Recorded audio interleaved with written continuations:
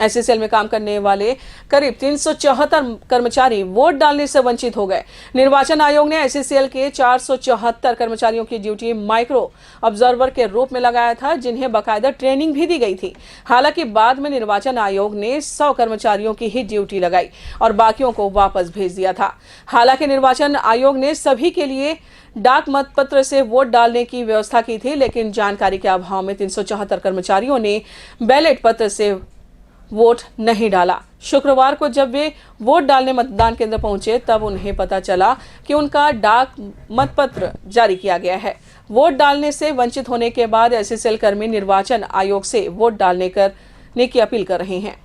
16 तारीख को भी जिन लोग गए हैं ड्यूटी में, उन लोग को भी वहाँ मतदान हुआ है।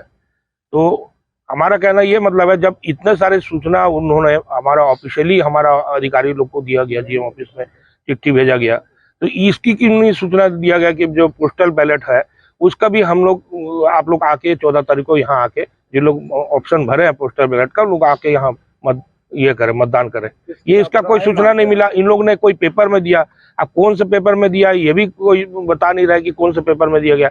अब पेपर में आज के डेट में कौन सुबह सुबह ड्यूटी आएगा ना वो पेपर पढ़ेगा, उतना ध्यान देता नहीं है। और सबसे बड़ी बात है, जब जीएम साहब को यहाँ एरिया हेडक्वार्टर में हमारा जो सूचना, बाकी सब सूचना आई है, तो इसका सूचना क्यों नहीं दिया गया। और अगर पोस्टल बैलेट में अगर हमारा नाम था, मतलब हम लोग भरे हैं, और जब नाम कटा गया तो वो उस समय पोस्टल बैलेट को भी रद्द कर देना था, तो उसको भी रद्द नहीं किया गया।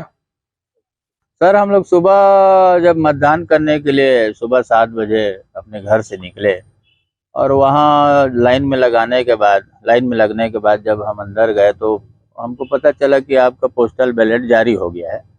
तो जानकारी लेने पर पता चला कि दिनांक 20 अक्टूबर को हम लोगों का माइक्रो ऑब्जर्वर के ड्यूटी 474 लोग अधिकारी कर्मचारी एसईसीएल, एनटीपीसी, दीपका, कुसमुंडा सभी क्षेत्रों से ड्यूटी ट्रेनिंग के लिए हमको बुलाया गया था और हम सभी ट्रेनिंग के लिए वहां उपस्थित हुए थे।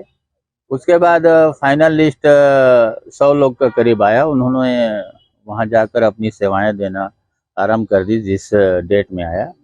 उसके पश्चात बाकी जो 374 लोगों का नाम दूसरे लिस्ट के इंतजार करे नहीं आया।